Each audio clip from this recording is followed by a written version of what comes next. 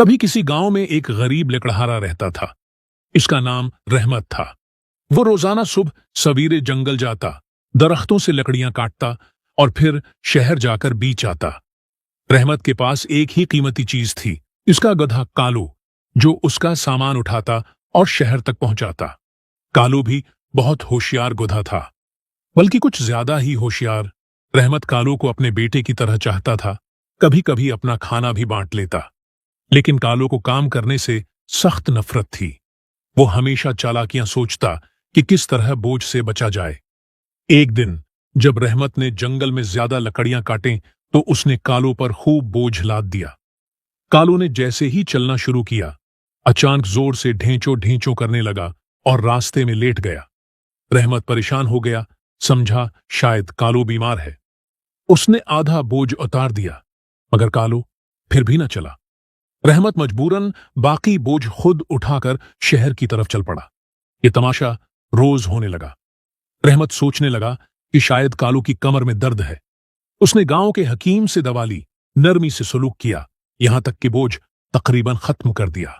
लेकिन कालू की चालाकियां बढ़ती गईं। फिर एक दिन रहमत के एक दोस्त ने कहा, भाई, ये गधा तुम्हें बेवकूफ बना रहा है। तुम छुप कर देखो, जब तुम दूर होगे तो ये कैसे मुश्ती से दौड़ता है।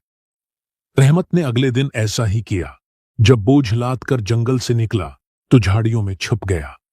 कालू ने पहले वही पुरानी अदाकारी की, ढेंचों, हचकियां और फिर जमीन पर गिर गया। लेकिन जो नहीं रहमत नजर से ओझल हुआ। कालू ने जोर से कान हिलाए, उठा और बड़े मजे से उधर उधर घूमने लगा।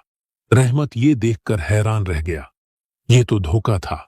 अगले दिन रहमत ने एक खास मंसूबा बनाया।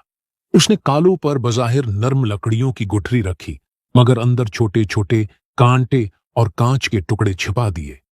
जब कालू ने अपनी पुरानी चालाकी दोहराई और जमीन पर गिरा, तो जैसे ही उठने लगा, कांच के टुकड़ों ने उसके जिस्म को चुभना शुरू कर दिया। अब कालू को एहसास हुआ कि अब की बार वो पकड़ा गया है। रहमत ने सख्ती से कालू को डांटा और फिर बोझ दोबारा सही तरीके से रखकर उसे शहर ले गया। इस दिन के बाद कालू ने कभी बहाना नहीं किया। उसे अंदाजा हो गया था कि हद से ज्यादा होशियारी बाज़ औक़ात खुद को ही नुकसान देती है। इखलाकी सबक, ज्यादा चालाकी कभी कभी इंसान या गुद्धे को खुद ही नुकसान पहुंचाती है। ईमानदारी और मेहनत में ही बरकत है।